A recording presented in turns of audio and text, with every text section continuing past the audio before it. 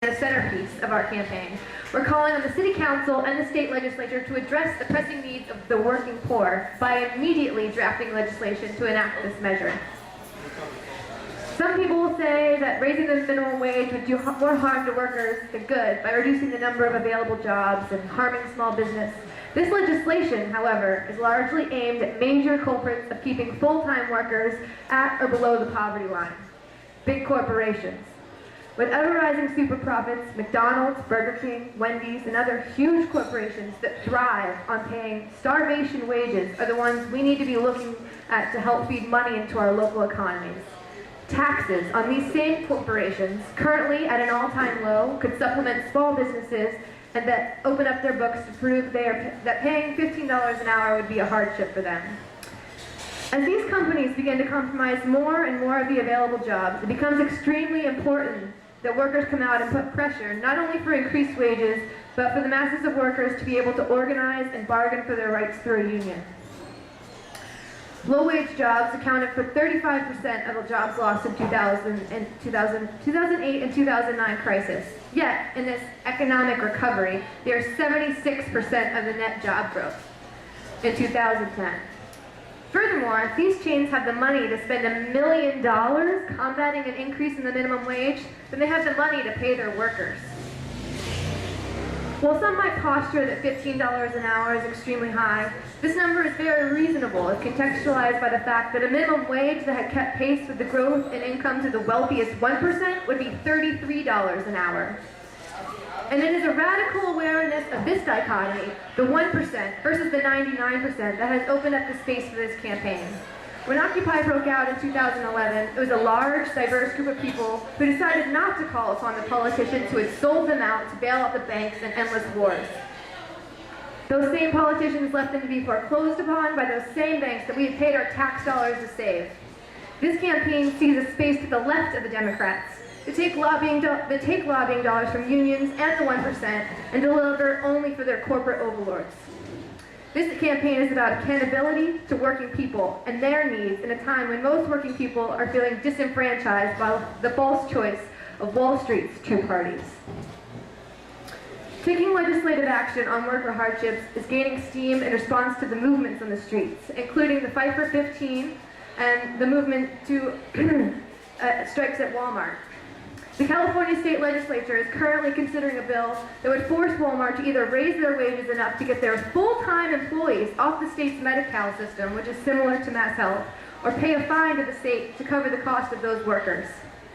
This week, in New York City, the City Council recently passed 2 measures that will hold the NYPD accountable for the racist stop-and-frisk policies. These are the forward-looking movements we deserve from our politicians. And more. We deserve an expansion of the T, we deserve a living wage, and we deserve a union. And only by getting on the street and fighting for these things, and also putting accountable politicians into office that can help push through these decisions, can we get there.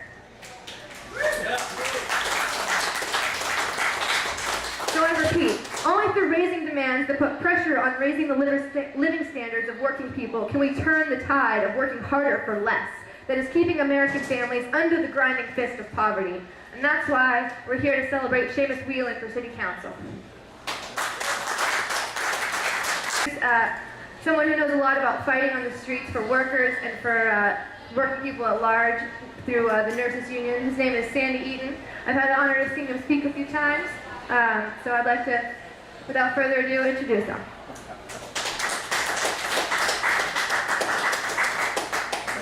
Thank you very much. I do say that I've go back a ways with Seamus. I think I first met Seamus in 1998 as we were walking the streets of West Roxbury collecting signatures under the auspices of the Massachusetts Labor Party in order to get single payer on the ballot in order to push forward the fight for a just healthcare system. Now, as the other area in which I know Seamus best is that we are both together in the Massachusetts Nurses Association. We're registered nurses, and we've been fighting for healthcare justice one way or another, and workers' justice one way or another for many, many, many years. I have to say that Seamus played a strong leading role in our own conventions here in Massachusetts, and as an elected delegate to our National Nurses United, a strong role in last December's convention out in Las Vegas. Healthcare, there are many aspects of the crisis, many ways in which the ruling class is pounding down or attempting to pound down the working class and the folks in the communities. We need to be organized. We need to be organized where we work. We need to be organized where we live. And this united working class can lead the fight to change this, to turn this around. In terms of healthcare, like I said, there's a range of issues. Jobs, good jobs, $15 an hour, a union. This is basic. Public safety. In Boston, as in every other major city, the police forces have been militarized. And is that because of terrorism? It's because of us. We need to be aware of that. The only counter to that is organization. Organization gives strength. In terms of, you name it. Let me focus on healthcare. What are the major institutions in the city of Boston that aren't paying their weight?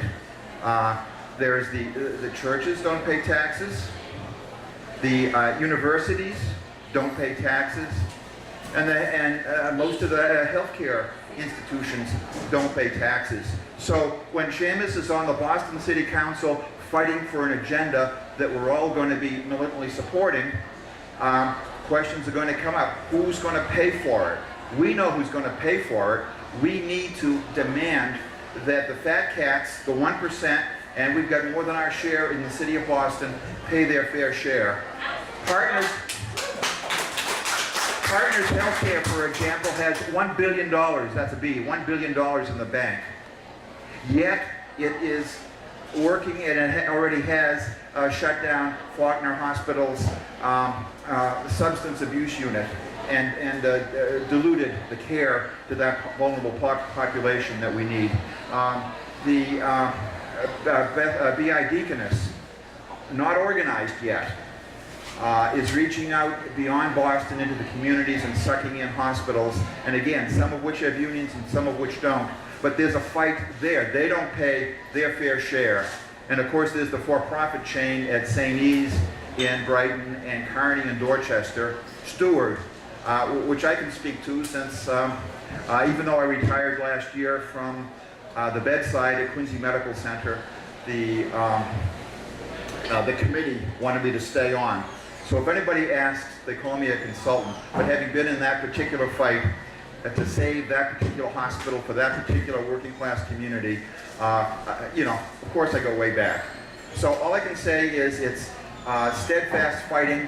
When we get to the city council, we need to be able to have a clear agenda. With Seamus there, we will have a clear working class agenda. And as a socialist, he will see the connections, he will see the line of march, and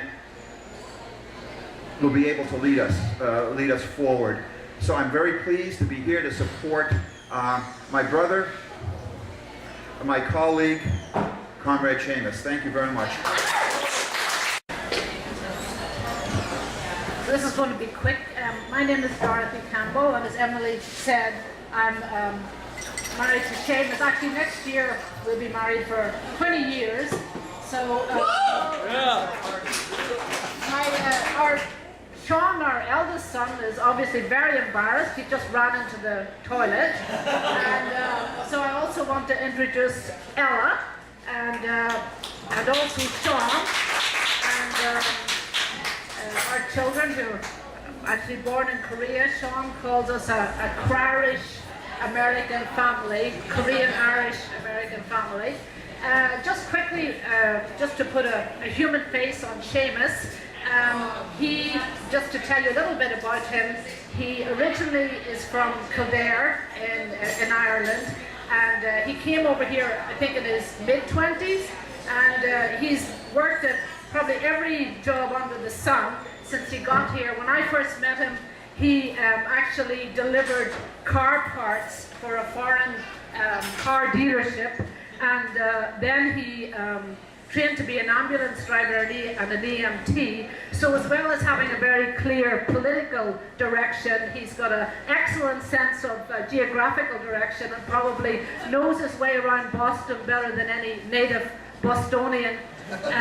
But just moving on to the campaign, when he first mentioned that he was going to run for City Council, I was really surprised, but as anybody knows Seamus, when he is determined to do something, he will put over 100% of himself into the campaign, and we've seen that's been very successful so far. He's been able to get the help of neighbours, and as well as the organisation of Socialist Alternative.